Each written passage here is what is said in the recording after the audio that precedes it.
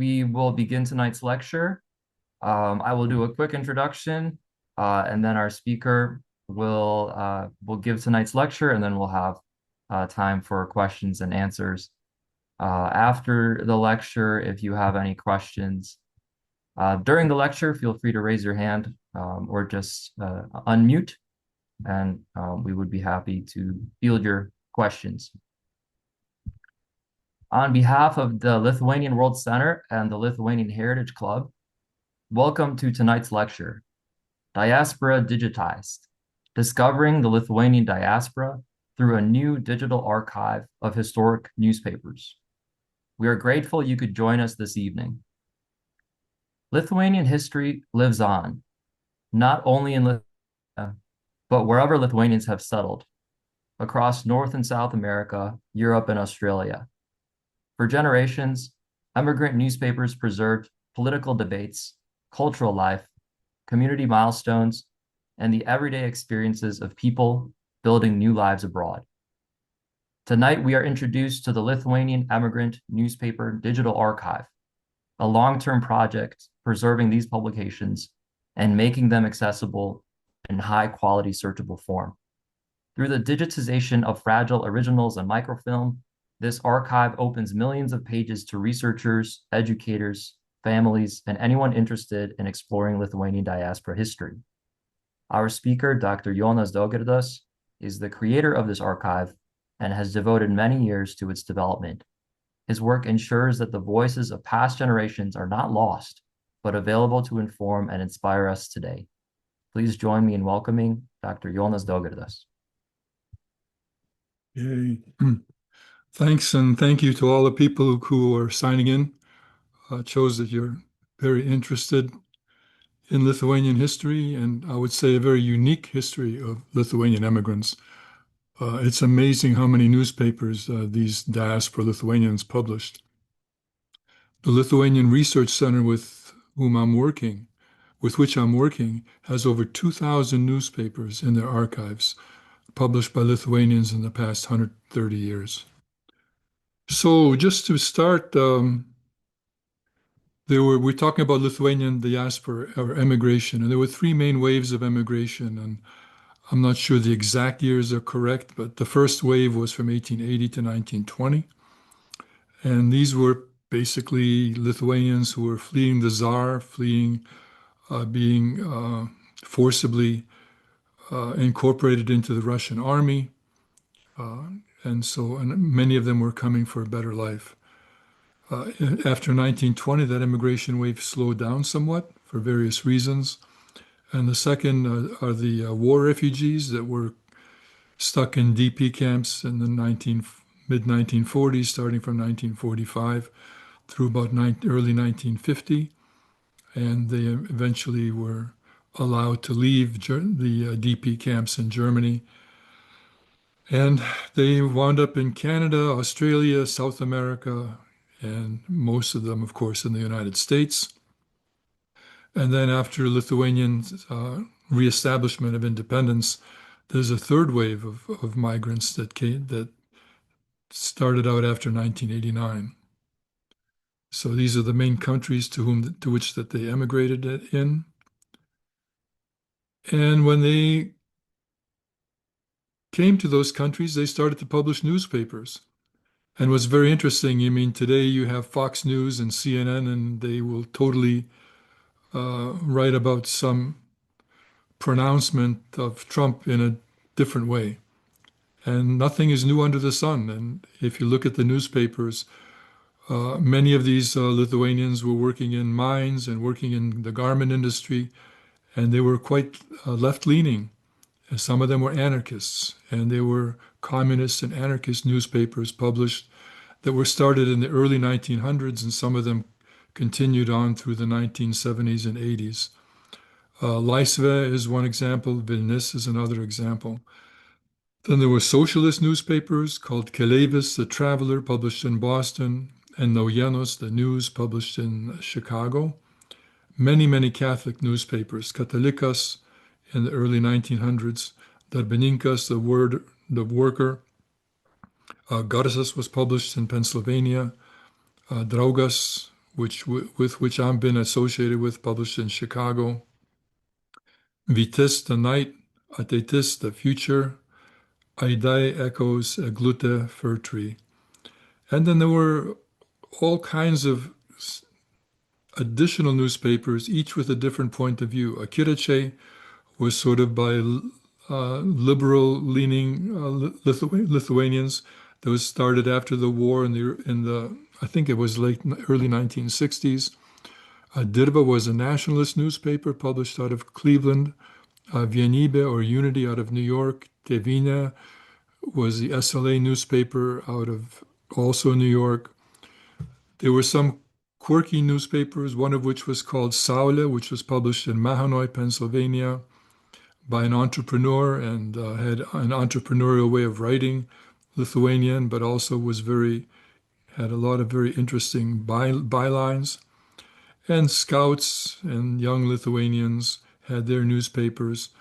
Lietuvių dienos represented the California point of view, post-war.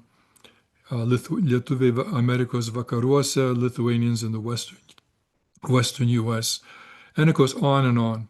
And those are just the American newspapers. In the EU and Britain, they had Europos lietuvis and Išeivių draugas. In Argentina, there was 4 or 5 main newspapers. Australians, the main newspapers were Mūsų pastogė, Tėviškės aidai. In Canada, Tėviškės žiburiai. In Toronto, Nepriklausoma Lietuva. In Montreal, and Liaudies balsas, an older leftist newspaper that was also published in Toronto, and multiple newspapers out of Brazil as well. This is how it all sort of started. If you look at the Draugas publishing house, you see in the background these sort of bound copies of Draugas. And Draugas was published continuously from 1909. And they archived all copies of Draugas into these big folios and binders. And they really weren't archived very well. The Library of Congress had microfilms, but many of them were poor quality.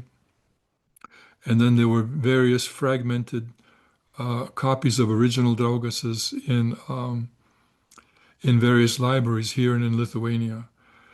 It was a huge archive because Draugas not only was it long running, but it also was a daily. From 1916, 1917, it began. For the first almost decade, 7 or 8 years, it was a weekly, and then it became a daily. And each issue had 6 to 8 pages. So it was an archive with more than 230,000 pages. So why did we start? Why did I get involved in this? At the end of 2008, the current publishing house, now the past publishing house of Draugas, was built by the Marian Fathers, who raised money from the Lithuanian community to build a publishing house. And in 2008, they needed money, the Marians, and they decided that they wanted to sell the building and basically told us we had to leave. And so the question arose, without the building, how could we secure the print archive of the newspaper so that to assure that the legacy of Draugas would be maintained? Now, when you talk about archiving newspapers, there are 2 main government-run programs, one in the United States and one in Lithuania.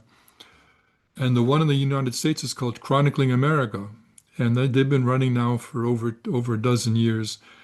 And each year they give a grant, usually to a university in a given state, and the state finds local newspapers and digitizes them and archives them and posts them at chroniclingamerica.gov. And as you can see here, they have a number of issues of Draugas from the early 1920s. They have another old paper called Katalikas and several newspapers. So that is already there. So the question was, well, are we just duplicating our efforts? But it turns out that the actual archive in Chronicling America for even the Draugas newspaper is very, very limited, and they've only digitized perhaps 15% of the total issues of Draugas. And the advantages of this chronicling America is they have high quality images. They use optical character recognition, permitting copying and pasting, and searchability for text-based searches. Disadvantages are the fact that they basically only include about 6 years of Draugas from 1918 to 1924. They don't want to, they're worried about digitizing later copies because of copyright rules.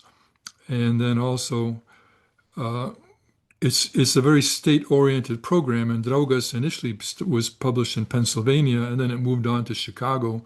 So when the University of Illinois submitted a grant to digitize the early versions of Draugas, they only could include the ones that were printed in Chicago starting in 1918, basically missing the first 9 years of publication.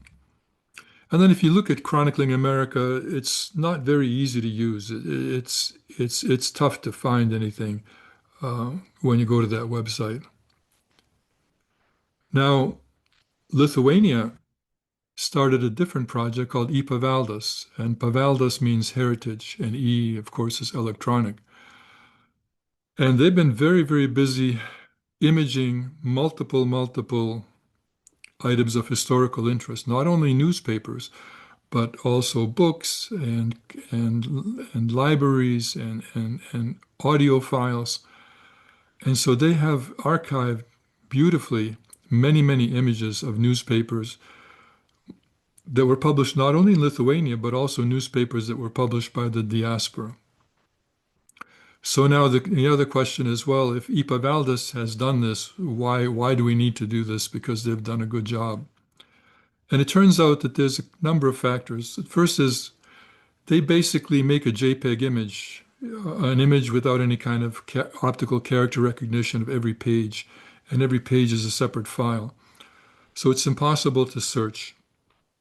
The other thing is their collections are very incomplete. There's a lot of siloing in Lithuania. There's probably 70 libraries, and different libraries have different old issues of old newspapers, many of them published in America. So when ePaveldas was created, I thought that that they would take newspapers from all the libraries and digitize them. But it's only the papers that the main national library has in Vilnius. So, for example, what we found later is that some of the great newspapers that we were looking for were in the University of Klaipėda Library or Vilnius University Library or Kaunas Technological University Library. So the collections are incomplete. And the other thing is the collections really drop off once the war started. So they have very good newspaper collections up to about 1939.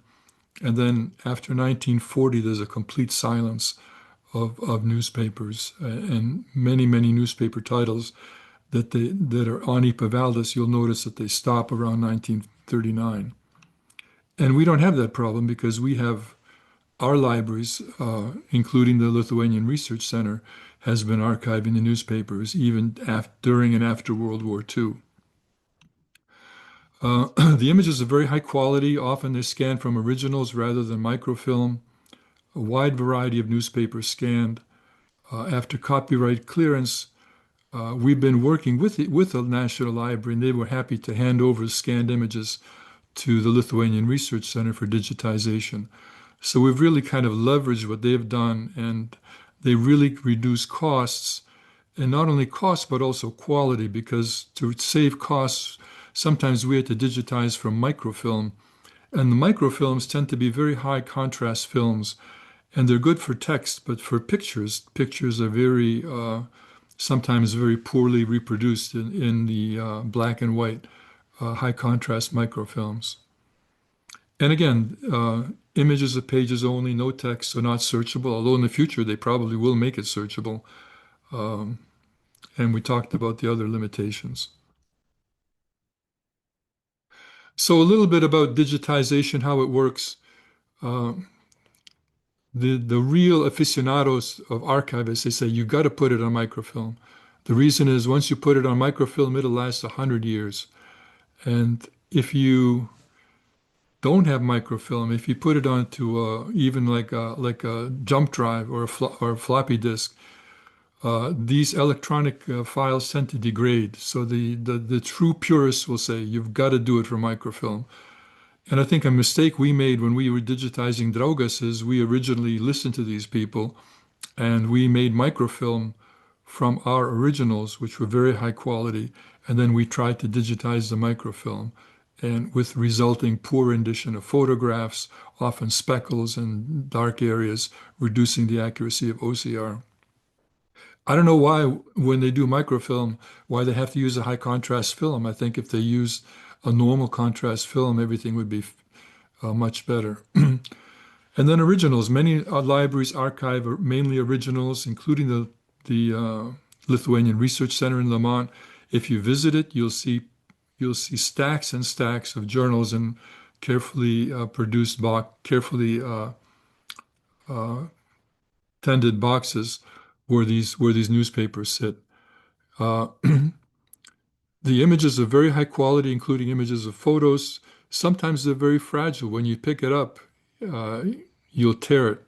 Even when you try and turn a page, you'll find out that every time you turn a page, you make a small tear. And some of the early issues are so fragile that my collaborator, Kristina Lepanita, said it's a paskutinis pasimatymas, sort of a last hurrah or a last visit to that particular original, because after they photograph it, it's not the same as it was sitting in the box for 40 years. In terms of costs, it costs about 20 cents a page to they have microfilm readers and they make a JPEG image of from the microfilm, and then they have to OCR that JPEG image. OCR stands for optical character recognition. So it's not totally free, but it's much cheaper than photographing originals. And for smaller journals, it turns out to be a little cheaper. For larger newspapers, the cost is about 70 cents a page. So, and then if we have a file that Ipa Valdas has scanned in Vilnius, that's a JPEG image, we can scrape that. And the cost is very similar to scanning for microfilm, but now you have a much higher quality image. So, where do we find these newspapers? Draugas was in our own publishing house. Library of Congress has a good library of microfilms, although many of them were photographed poorly. Some of the people doing it must have been drunk. Sometimes you look at the microfilm and the first page only has 2/3 of the page rendered, or it's the wrong aspect ratio or something. Um, there's a central library here at the University of Chicago called Centers for Research Libraries that had a lot of nice originals and microfilms. And initially they gave us these, they allowed us to just scan their microfilms and us to go there. And then they became a little bit protective. And it was a good thing that we were able to photograph what we needed from them because before they changed into a more protective mode. And then Lithuanian Research Center has a lot of originals, and Alka. Alka is in Putnam, Connecticut, and they have a huge collection of these diaspora newspapers. Just as another example, Dirva, this paper from Cleveland, was published from 1915 through 2020, and their publishing house was in Cleveland. It recently closed, but the problem is they had a fire, they had a flood, so even though they had originals of papers from 1970 onward, they had nothing prior to 1970. And then we were able to go to Cleveland Public Library and find issues from 1950 to 1970. It turned out that early issues, of which there were absolutely none in any library in the US, from 1915 to 42, we found them at the Kaunas Technology Institute University. And there's another institute called Lithuanian Literature and Folklore Institute, and Klaipėda University, and Lithuanian Historical Institute. And when we sort of gathered, and we were very fortunate, we found a photographer who was willing to go into these libraries in Lithuania and photo. He lives in Kaunas. The guy is Dutch. He married to a Lithuanian. He has a media company, and we pay him, and he's willing, and the libraries will allow him to go into their collections, and he photographs those images, and then we take those photographed images, and then we translate them into a digital format. Ateitis we got mostly from Lithuanian Research Center and from IPA Valdes. Uh, this Keleivis, which was published in Boston, it turned out that the Boston Public Library had many microfilms, which they agreed to share with us. Saule, the Sun. There's this. It was published in Mahanoy, Pennsylvania, and there's actually a group of historical aficionados that are interested in not so much in Lithuanian history, but in Mahanoy history. And so they saved a lot of these originals. And it turns out that this guy found out that from this newspaper, Saule, which was published from like 1888 through about 1954, he went to a flea market and he found that there were 10 years of bound issues of Saule, the Sun, that were being sold, and he bought them. And he bought a big scanner, and he just scanned all the images. And we were very fortunate. He let us use those images. And until last year, the original publishing house of Saule was still up, and it was this decrepit building that was condemned that nobody was allowed to go into. And so this Paul Coombe and some intrepid historians, they led an expedition and they broke into this building. I don't know if they broke in or if they we met we got permission to do this from a relative of the original publisher, which was name is Bachkowski. And they went in there into this sort of abandoned publishing building, and strewn all over the floors and everything were old copies of Saule from 1920 to 1950, and they picked them all up, and we were able to scan them. And plus, it turned out that many of the libraries in Lithuania had early copies of Saule. So we still are missing a number of years of this particular journal, but we were able to collect a fairly good collection from them. Vienybė and Vienybė Lietuvininkų. Vienybė Lietuvininkų is one of the oldest publications. It started in 1886. New York Public Library had it in microfilm. SLA, the Susivienimas Lietuvių, this was this insurance group in New York. They had some copies in microfilm, and then we found many missing copies at the Lithuanian Historical Institute and libraries in Vilnius and Kaunas and Klaipėda. Oops. So what's very interesting is Lithuanians are very industrious.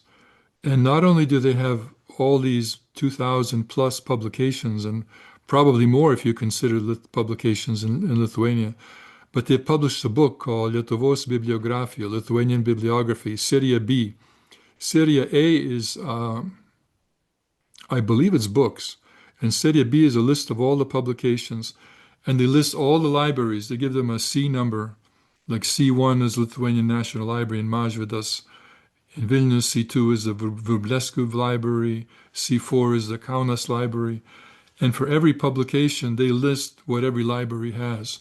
So it really made it a lot easier for us our goal was to get as complete a collection of every paper that we could. So we used this book to find out which libraries have missing issues, and then we would send our intrepid photographer to photograph those issues. And this has been a wonderful help for us. A little bit about financial support. The Draugas digitization project came first. That started in about 2010, was completed in 2014 or 15. The Lithuanian Foundation was the main donor. Oak Tree Philanthropic Foundation helped. Lithuanian Catholic Science Academy was very helpful. Catholic Religious Aid, Ateitis Foundation. Tautos Fondos gave a small amount, and individual donors gave small amounts. So when we did this Drauga digitization project, about 230,000 copies, and it was a huge project. And we finished it. We said, whoa, okay, that's a great thing, but that's just one newspaper, and Lithuanian Research Center has 2,000. So obviously all 2,000 aren't that important. But there are many, many very important newspapers that they have that are sitting on shelves that nobody's looking at, or if they can, they have to be very careful, and it's very hard to find anything.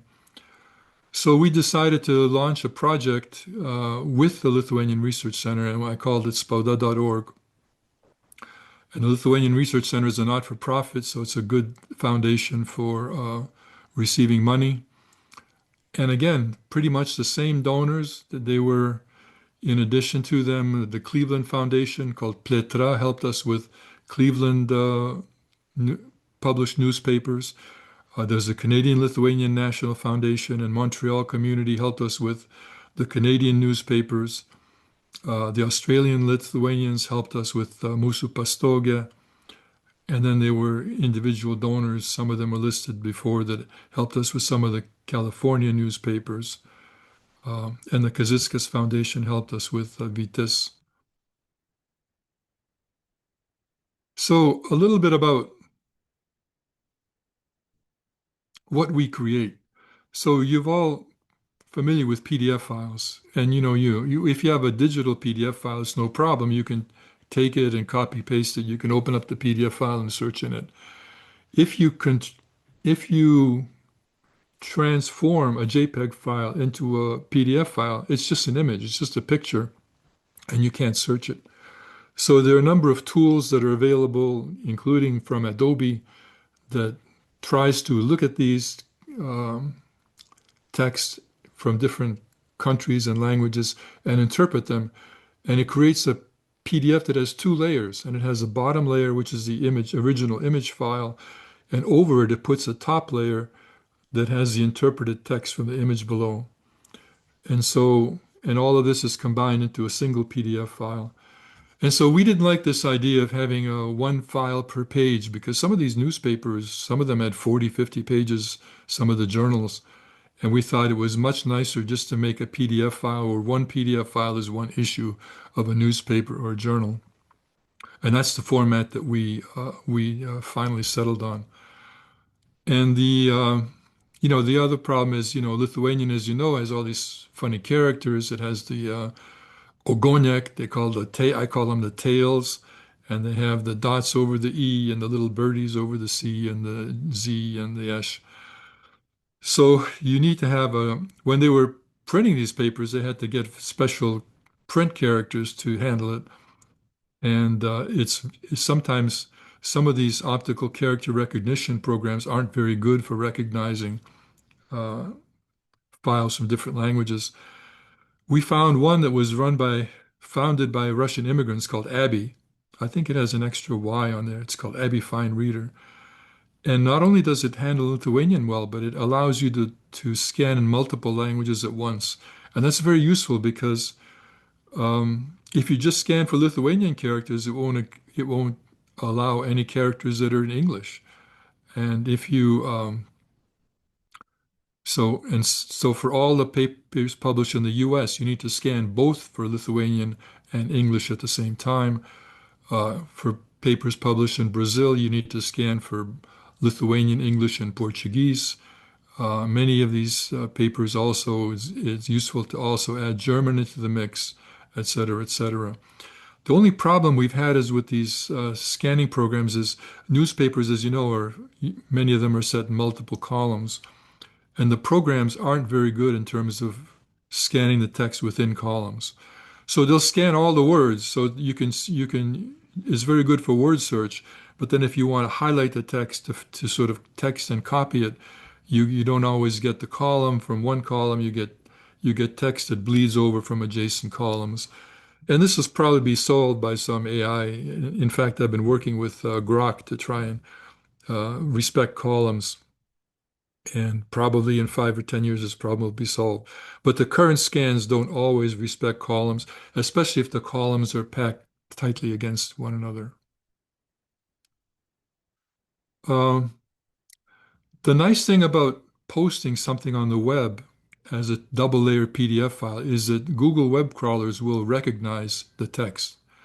So if you think about it, if you have, some people have digitized newspapers, and the only way you can get the text is go into a database and they'll throw out the text from the database. And sometimes the text has been very, very carefully digitized, so it's 100% accurate. But Google will not find that.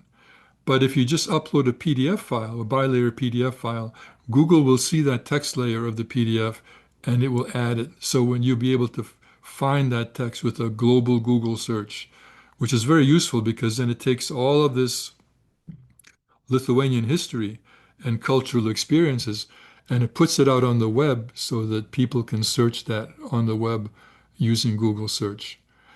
And Google allows, they had a thing called Google Custom Search, which allowed you to search files in a single subdirectory.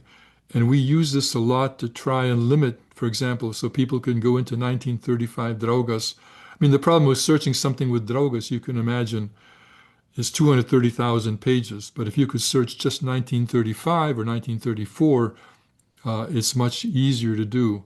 So we implemented Google Custom Search so that you could choose by every year and choose search only within a year for Google. And at first we were very excited about this, but then we found out that Google was not searching and was not indexing all the files, even though we gave them a list of files to index. And they had some sort of internal prioritization, and if they found that a file wasn't being accessed much, they would say, no, we're not going to index it. It's too much work. So we were, we sort of abandoned Google search and specified Google search uh, maybe halfway through our indexation project. I would say early on in the spoda.org project. But still, everything is there. And ultimately, if Google comes and does index them, they will be available in Google search. So we found a program called Elasticsearch, and it's similar to Google search, but it's a program that you can implement for a given website and customize it. And then you can tell it to index what you want on your website.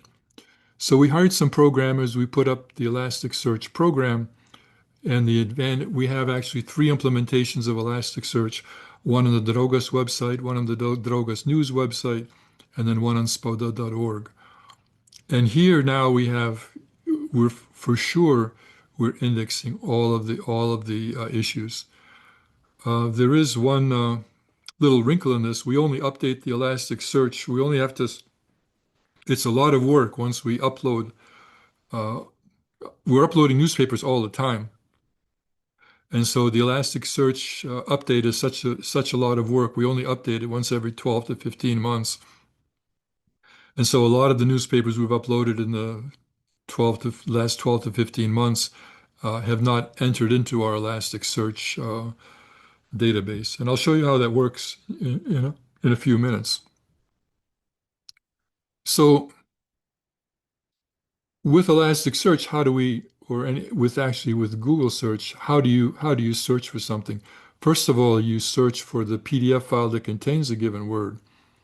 And then you open up the PDF file, and then you have to search again for that search term within the PDF file to get you to the exact place where that term appears. And for example, sometimes you're searching for your last name, and sometimes the last name will appear 5 times in a given issue. And sometimes it's just in terms of a list of donors, and there's nothing particularly useful about that particular individual. But that's how to do. So I thought we'd just go through one example, and we choose a newspaper called Ateitis, which was the Catholic youth newspaper that was published in Lithuania. Elasticsearch will allow us to choose a desired time interval. You can choose 1 year, you can choose a dozen years. Basically, you can put in a start date and an end date. So here's the Elasticsearch link for Google. You'll notice that when I made this slide presentation, I did it over a year ago, and now you have 3 rows of newspapers, and at that time there were 3 rows of newspapers, and now I think we have 7 or 8. So we've expanded considerably. In any case, you click on Elasticsearch, and then it allows you to choose a journal. And you can choose one journal, you can choose many journals. And so in this case, we clicked on and chose Ateitis. And then it allows you to choose dates. You can take visi, of course, for those who don't know, Lithuanians means all dates, or there's a start date and an end date. So here we set the start date at 9/11 and end date of 1946. And then this is a search window in the bottom, shows Irashite Paieška, which means write in your search terms. And pateikt is just submit. Atstatyt is just to reset. So in this particular example, one of the big gurus in the Ateitis organization was Šalkauskis. So we enter that into the search term here and press submit. And what happens below is we find 84 issues of this Ateitis journal where this name Šalkauskis was mentioned. And the results are in reverse chronological order, so the most recent articles are first. And here you have 9 separate pages of these 84, usually about 9 per page, going from 1946 back all the way to 1911. So here we can choose the way we've numbered, the way we've named the files. These are PDF file names, and we've always named them so it's year first, and then either the number of the issue or the month and the year of the day, and then the journal name. So we just chose one here, and you can sort of look at the words that surround the Šalkauskis in the search term, what the program picked up. So in this case, we're choosing the 1939-1940 issue number 9 of Ateitis Journal. So we click on that, and that will open up a PDF file.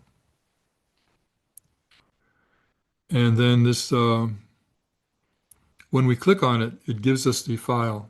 And then we have to click on it again to open the file. So once the file is opened, this is the PDF file of that Ateitis Journal. It has 60 pages. So that's a lot. So then the question is, where does Šalkauskis appear within this journal? So for step 2, there's a search bar within PDF, and I use Control F. There's also, depending upon the PDF reader implementation, there's different search implementations, but every program that reads PDF files has this. So you open up the search bar and you press Šalkauskis, you write in Šalkauskis again, and then go to next. And you may find out that he was mentioned 10 times in that issue, or only once in that issue. So when we click on next, it takes us to this one page, and the text is highlighted where it appeared, Professor Šalkauskis, and then you can read the paragraph about him where this was seen. And then you can take this whole paragraph and you can highlight it, and then you can paste it into Word or any of your favorite text editor if you want to, for example, translate it. And I use DeepL, deepl.com for translation. So if you wanted to really figure out what they were saying, you highlight the text, paste it into DeepL, get the English text. And it works wonderfully for journals like this where you don't have problems with columns. Unfortunately, for some of the newspapers where the columns are tightly packed, this is more difficult to do. You have to do a rectangle and do a few more steps. So this just shows that where I've pasted this text in to my favorite. I use Programmer's Notepad. It's basically like a WordPad, and you can see that I've taken the text from the journal, I've pasted it into my little word processor, and now I can translate it or read it or send it off to anybody.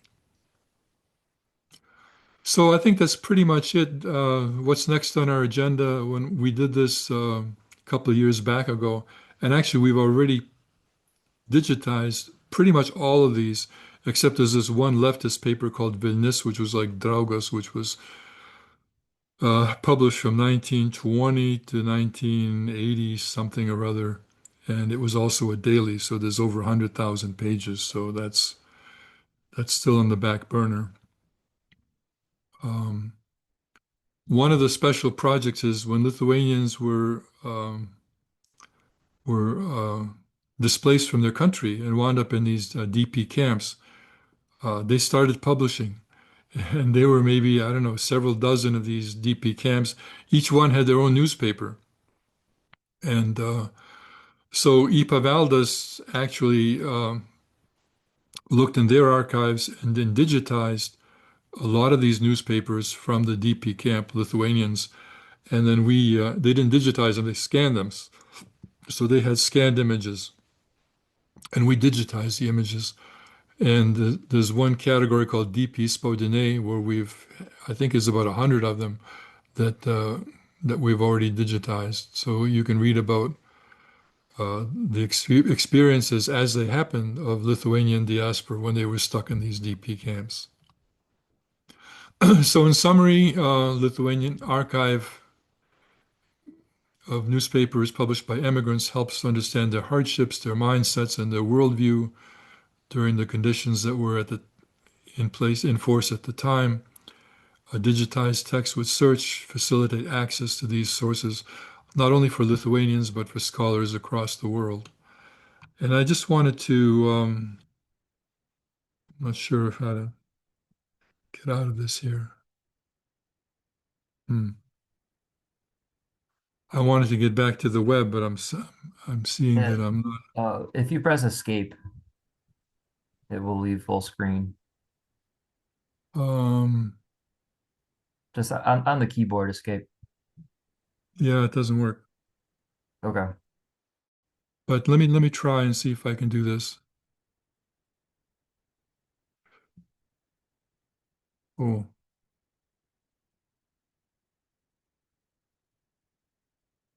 it's something my wife saw. Okay, so here's the current version of spada.org. You can see instead of 3 lines now, we have 1, 2, 3, 4, 5, 6, 7, 8, 9, and we're adding newspapers every month. So here's the Elasticsearch version. So just to give you a flavor of how to do it, my great grandfather was Tadas Daugirdas, who I really admire because he was involved in setting the colors of the Lithuanian flag.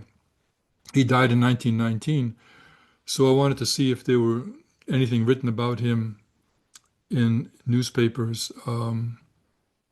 that were published in America. And there's one newspaper called Lietuva, which was published in Chicago between 1892 and 1920. So I chose that newspaper. And I didn't really, I'm going to choose all years. And then I'm just going to just write in his name or just write in my last name. So, Pateikti. And they found 25 issues of Lietuva where he was mentioned. And then if I click on this issue from 1919, December 24th, now I'm going to open up the PDF file. So now I use Control F for the search tool, and I type in Daugirdas again, and here's where he was mentioned in the I guess it's sort of a necropsy, is sort of a obit. It says by the grave of Tadas Daugirdas, he died November 1st, 1919, and then you can go and read about him and his little bio in this newspaper.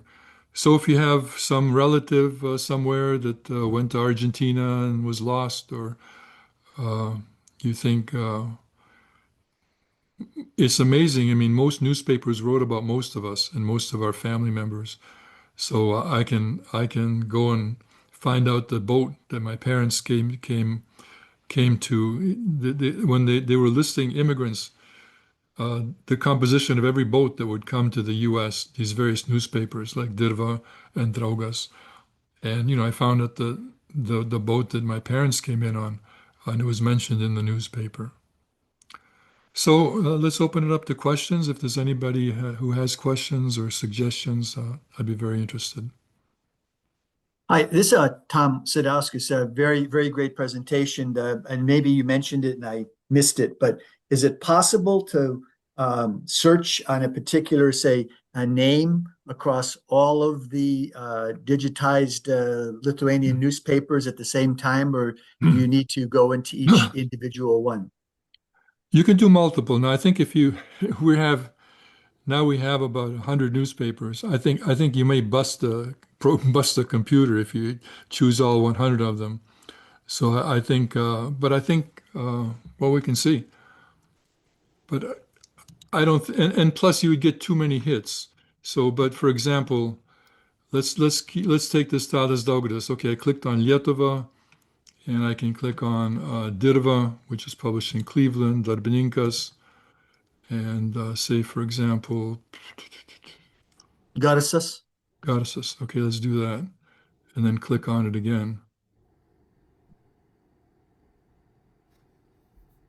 And now I have 630 hits. So I'm not sure how useful that is because you just get too much information. Now, this does, you can do Boolean search. And if you look at spoda.org at the homepage, there's an example of how I use Boolean search to find out examples about Vytautas Landsbergis and his trip to Cleveland. And it talks about using the and commands, using the asterisk, using quotation marks to make search very, very specific.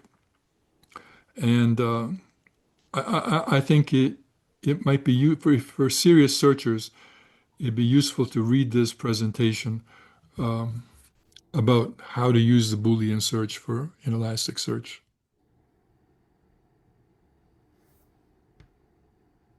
I have a question if you're finished with that person's question.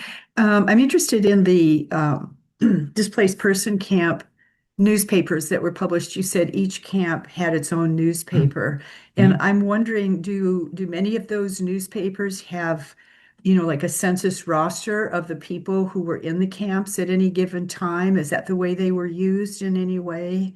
Um, So I don't know. I haven't really had a chance to read most of them. If you look at this website now, you look at DP Spodine. Spodine just means publications. And then what I've done so far is we put them under by alphabet, A through G, I through L, M through S, and T through Z. And then if you look, for example, the A through G group, um, oh, I think I clicked on something by mistake. You see Adlumen, Aistia, Akėčios, Alguvos Varas, Alpių Aidas, uh, Apžvalga. Some of them, as you can tell, had very many issues. And you can go through them and find out. I haven't seen a roster, but I mean each one of them had a editor and talked about issues in the camp and talked about many issues in the camps. Now, the interesting thing is Ipa Valdez found about 100 of these. There's another 100 or 20 or 150 that they don't have. So if you go back to this DP Spaudine, you have these four alphabetical categories, and then you have papildome. Papildome means additional. And then we also have a list of,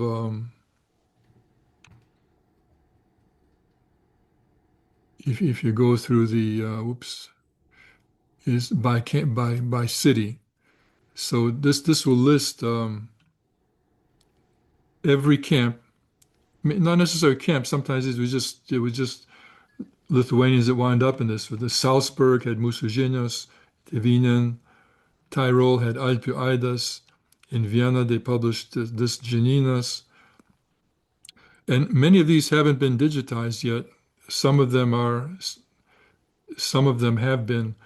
So this is an ongoing project. This is probably the project that I really want to finish up. And, I think we owe it to these people to really digitize pretty much all of their newspapers that we can. And so in the coming year or two, we hope to get everything up that Lamont has and Alka has. But you can go by, for example, in Paris, there were five publications of Lithuanians that wound up in Paris during that time period. Okay. Stockholm, four or five papers, six, seven papers. Yeah, Yona, for this is Tom. For Kathy's question, as someone's pointing out, the Erelson Archives in Germany, they actually have camp rosters, monthly rosters of DP in the camps. However, those are not indexed. I knew what camp my father was in. I knew about the date of when he would have been in the camp, and I was able to find the roster with my dad's name on it, along with some other names that I recognized from an address book that he had. So So Errolson Archives. what camp was your father in? He was in the French zone of Germany, Reutlingen. And so I was able to find the roster there. I think Errolson Archives has something like 900 different camps that they listed as for DP camps, and you just have to work your way through their files and such like that. I spent a week there. You don't know the name you don't know the name of the camp? Uh, no, I think somewhere I have the name of the UNRWA team that was there, but it would have been Reutlingen. In Reutlingen? Yeah, Reutlingen, yeah. I don't know. How do you spell it? R-U-T? Reut Lingen, I think, Reutlingen. Hmm. But I had too much time on my hands, and I was able to, I guess, be able to find the roster. Yeah, but, you could find out what the actual name of the camp is, and if they had a newspaper, and maybe your search for your dad's name in the newspaper as well. Yeah, because and then I guess so it was. But that's the thing about the archives. They've got the images, but they're not digitally searchable. They have 50 million documents that are searchable, but those rosters, monthly camp rosters, including typewritten, the old with the typewriters, they'll probably never get indexed, but you never know. It's possible. Yeah, it's interesting. I have two questions, if I can. Sure. My parents and my grandfather actually used to save issues of Draugas and Dirva and who knows what other newspapers. I don't know how many still exist, but I guess my question to you is, since you have all the Draugas stuff already digitized, is this of any value to anybody? These old issues?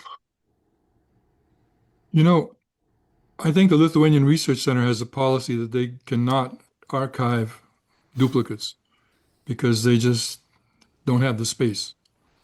Now, in terms of Dirva, the Dirva archive, you can go to Lithuanian Research Center and they just redid their website. They have a periodical database and you can see what issues of Dirva they have. And if you have an issue of Dirva, for example, that they don't have, they would be glad to include it in their archive. So I think the answer to your question is it depends on the duplicates.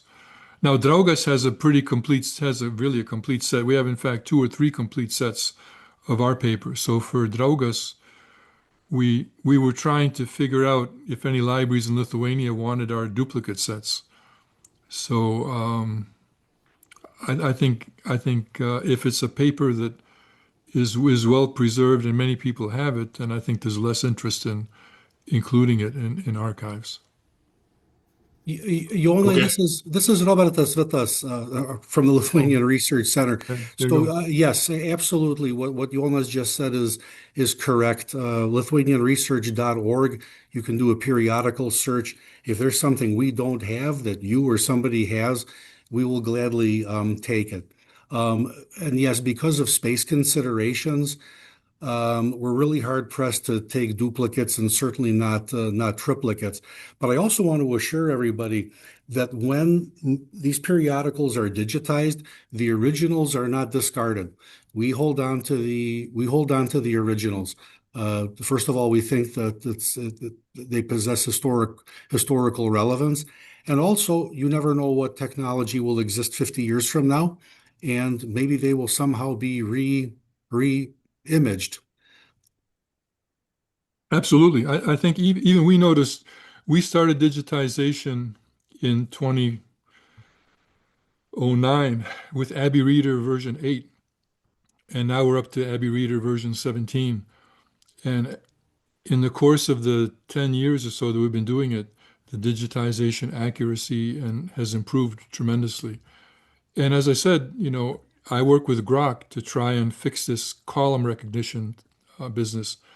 And just with spending a couple of hours with Grok, I was able to greatly enhance the text staying within columns. So I do think that 10 years from now, they'll be able to have a perfect rendition, even of some of these stuff that's pretty gnarly. Some of the images are really gnarly. Uh, so I do think there's a tremendous value to keeping the originals. Can I follow up on my second question? And first off, I want to commend you guys because this is a monstrous undertaking, and it really appears like it's going to be a useful tool for a We have lot of people. over a million. We have over a million pages digitized now again. Yeah, that's amazing. And the fact that we can search for anybody that wants to research their history, it's going to be a huge resource. So I really want to commend you guys. I guess my question is there any thought of expanding this beyond just newspapers? So yeah, I mean, I've been discussing this with Robertas. I mean, the low-hanging fruit is books, and Photographs would be nice. well, photograph. I mean, IPA Valdas is already doing and archiving photographs, and the Lithuanian Research Center as well has originals of photographs. But I don't know, Roberta. Maybe this is something that maybe you could answer better than I could. But my concern is I was considering especially old books published prior to 1930, where there's no copyright restriction. The thing is, there's so many books. Balzekas Museum has a bunch of books. Lithuanian Research Center has a bunch of books. Alka has a bunch of books. They have tons of books in Lithuania. I think the question is to pick and choose to make sure you're not digitizing garbage books that nobody really cares about. Now, it's interesting, I was looking at in the course of digitizing publications from Brazil, I came upon a calendar, and it's basically a calendar with and then some of the writings and stories and information in that calendar was extremely historically useful. So in answer to your question, I would love to digitize books, but I still don't know how to choose the right books to digitize. And I don't know, Roberta, you have a good database. The Lithuanian Research Center has a very huge database of books. Alka does too. And the question is how to make these available. Yes, there are certain rare books, classic books. Among the rare books, though, often they are not in the Lithuanian language. They will be either typically in Polish or in Russian. Those were the languages of choice back in the day. And the oldest book that we have, if I recall, was published in 1830, and it's a history of Vilnius, but it's in the Polish language. And so certainly there are tremendous items. And as Jonas mentioned, there's also a lot of mediocre publications as well, and it's not really they're not really worth touching. Now, in general, in terms of digitization, this is the big gorilla that people who are going to be around after I'm long gone are going to be tackling. For instance, just at the Research Center, we have literally millions of pages of archives and documents. What we've been doing thus far is an approach where when researchers come in, let's say they're working on a dissertation, they're working on a book, what have you, and they want to digitize, certain materials that we have, we ask them to use our equipment so that they're not just shooting pictures with their camera. We ask them to use our equipment so that they have a copy for their research purposes, but then it also remains with us. So we're trying to take little bites out of this huge digitization gorilla that's going to be around for many years. And I just wanted to say, it's amazing that Lithuania has this resource and publishes this many newspapers. I haven't seen anything similar for any other ethnic group in the U.S. and diaspora group. I haven't seen anything from German diaspora or Latvian or Polish diaspora. Just haven't seen it. And I've looked. We published a paper on this in the Lituanus in the winter issue, and now it's in Grokpedia. I've been using Grokpedia, and Grokpedia has a whole page on. It's a link, in fact, on spauda.org about. There's one about Lithuanian Research Center, and there's one about spauda.org, and we just don't see it in these other ethnic groups. So I do think that, in addition to what we've done for Lithuanian history, immigrant history, maybe somebody from these other ethnic groups is going to look and say, hey, that sounds like a good idea. We could maybe do this for our ethnic group as well. I'd like to ask a question if you don't mind. I I have a journal that my father brought back from the DP camps that well, I just share with my family as I translated it. But he also was in a choral group during his years in the DP camps. And I imagine other Lithuanians kept journals or notes.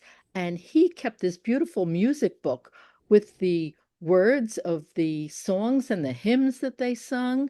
And I wondered if you have inquired to immigrants that have been here since the 1940s, 1950s, to find out if they have journals or books to share that were handwritten by Yeah. their families.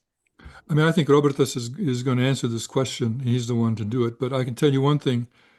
My wife's parents recently died, and they had a beautiful, beautiful library. And I got a letter from another friend of ours from Boston who's saying I think her parents died, and when people die, they have, I don't know if you can look in back of me. I have huge library, but my wife mostly has gathered. But the children don't know what to do with all of this information. And I Exactly. think there's a sort of a time urgency, because unless institutions like the Lithuanian Research Center step up, and if these people don't contribute to Lithuanian Research Center, Alka, Balzekas, and others, it winds up going in the trash bin, and these things are lost forever. And I Lost. certainly think, in terms of the music book, I would think that the Lithuanian Research Center would be very interested in archiving that if you'd Yes, be I'm willing to certainly willing donate to it. share. Yeah. But it's a real shame in terms of the fact that these things are going into garbage cans now. Hmm.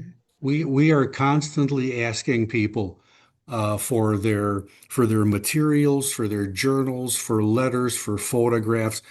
As Jonas stated, all too often I have seen this children and grandchildren do not understand and appreciate these materials, and they end up in the garbage. Um, and in any sphere of Lithuanian activity, we have the oldest Lithuanian musicology archive, a continuously operating musicology archive in the world. It was founded in 1920. We have it in our possession. We have the largest DP archive in North America, about 300,000 pages of documents. And so, yes, indeed, we will gladly take and rescue those materials. And who would I be in touch with, and how would I contact whoever? And I'm asking this on behalf of anyone else who's listening in tonight. Very easily, as Jonas mentioned, it was just 24 hours ago, we released our updated website. Our website is very simple. It's Lithuanian Research, all Uh-huh. one word, .org, lithuanianresearch.org. And Mhm. we have our contact points in there. You can just shoot us a message right through there, or there's an email there as well. Wonderful. Thank you. Thank you. If I Can I can make, also add, Jonas is very modest. He is just a tremendous colleague, a dauntless detective, even one who goes into a structurally compromised building to rescue materials. And he started this many years ago, and truly there was nothing, and now there's something, and it's something important. And I'll just give you an anecdote. In 2023 in Kaunas, there was an archive conference that took place, and one of the presenters was talking about various sources that Lithuanian researchers use. And then he gets to online databases, and there were five listed, and one of them, and he mentioned that specifically, spoda.org. So spoda.org is a very, very important resource for academicians in Lithuania and in fact all over the world. So my gratitude to Jonas for his efforts. Thanks. if I could make a comment, you only, when you have a chance, if you could correct the one slide on the digitization of Journal Ateitis, the grant. There are two foundations that involve the word Ateitis. One is Ateitis Foundation, which your slide shows. That's actually the building in Lamont. And there's another fund called Ateitis Relief Fund. So it was Ateitis Relief Fund that paid for the grant, or that gave the grant to digitize that periodical. So when you have a chance, if you could correct that. I have a question concerning to Dr. Jonas and Dr. Robert Vitas. I had a history doctoral candidate from Lithuania contact me a month or two ago asking if I had the Journal of the Lithuanian Marian Fathers, did they have a publication in English between World War I and World War II? And I asked him to contact Draugas or the Lithuanian Research Center. I don't know if he did. But if either of you could answer that question, did the Lithuanian Marian Fathers have a publication in English between World War I and World War II? Yeah, Peter, I think Petra, you should go to the LithuanianResearch.org website and Okay. look at the periodical database and Okay. search for Marians. I think I remember they had a publication called Laivas, Mhm. which was Oh. basically just for the Marian priests, and we've actually digitized Laivas, means boat, and Uh-huh. Christos Karalios Laivas. So if you go to Okay. for example, here to Laivas, and it started out as a and it went all the way through 1990. And if you look, it started out way back when in 1920 Uh-huh. as this is the first edition. This sort of started to do a separate page in Draugas newspaper, and then this was a separate journal. But I think I saw another journal that the Marian Fathers published when I was browsing through the publication directory of the Lithuanian Research Center. So I think if you look through there, and I'll look again and contact you by email, but I Okay, think thank you. there's still another publication that the Marian Fathers. Do you know if this was in English or in Lithuanian? He's asking specifically for English. His interest is uh, how, the ties they had with the English-speaking Lithuanian community. With Yeah. those that had no longer read Lithuanian or Yeah, I don't know, Robert, spoke the language. unless you know something, but I don't know anything offhand. Okay. There may, if there was such a publication, there's a possibility it may have been published either here in Chicago or out of Clarendon Hills, where their old monastery was, or Right. perhaps in Putnam, Connecticut, out of the Marianopolis Academy there. Okay. But I mean, offhand, I wouldn't be able to tell you. Thank you.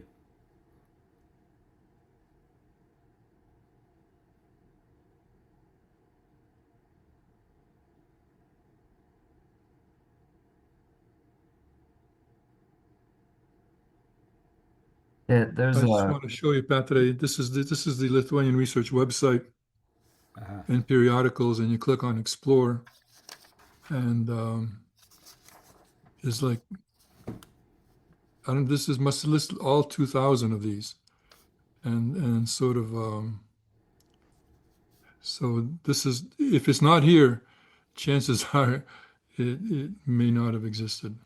Okay, thank you. Yeah.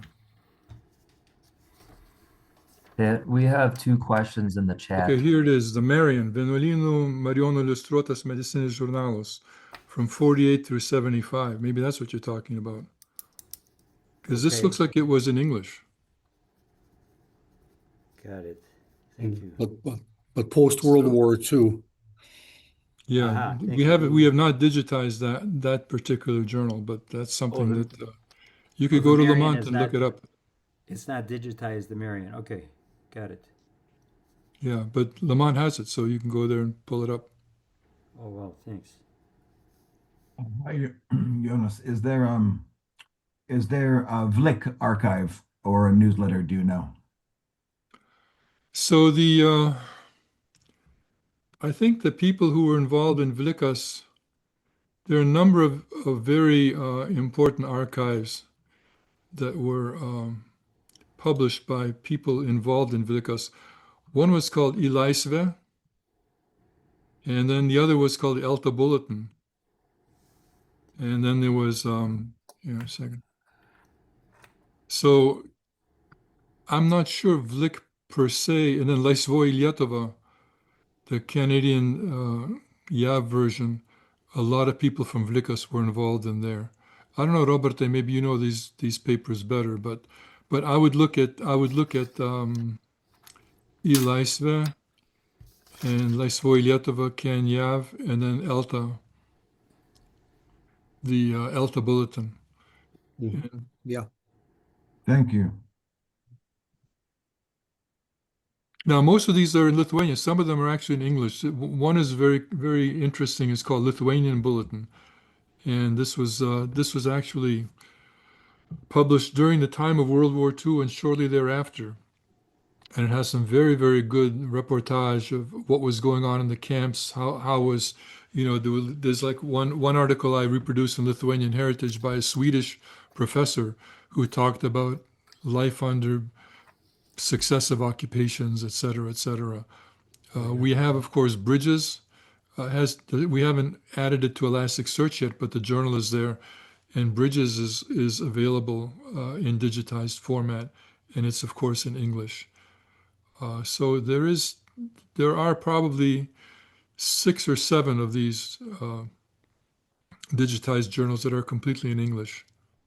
I'm going to set up a separate page that lists them so it'll make it easier for people to find them. Thank you.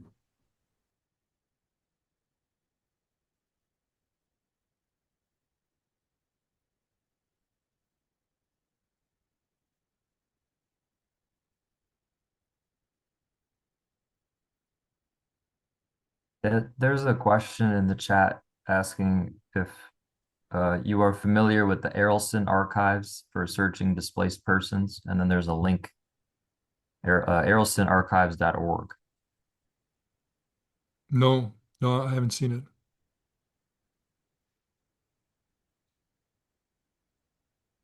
Yeah, they used to be the International Tracing Service, and then back in 2015, they changed it to the Arelson Archives. Same place, Bad Arolsen, Germany. It's got 50 million records on DPs, including Holocaust victims, survivors, as well as DPs. Could you guys spell that? I'm having a hard time understanding. Arolsen, Alpha, Romeo, Oscar, Lima, Sierra, Echo, November. I think it's .org. Thank you. You're welcome. Or else it could be Arolsen Archives. If you have DP ancestors, you can submit an online request to them, and they'll send you the entire file they have for them even though they've got, I think, 40 million records online now, that's not everything that they have. So it's worthwhile to search on their archives that are online, as well as then submit an online request for each individual DP person that you have as an ancestor. Yeah. I mean, most of us know which camps our parents were stuck in.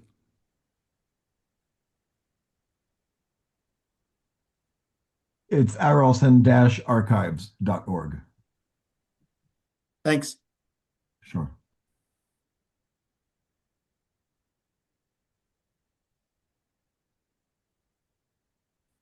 Any other questions?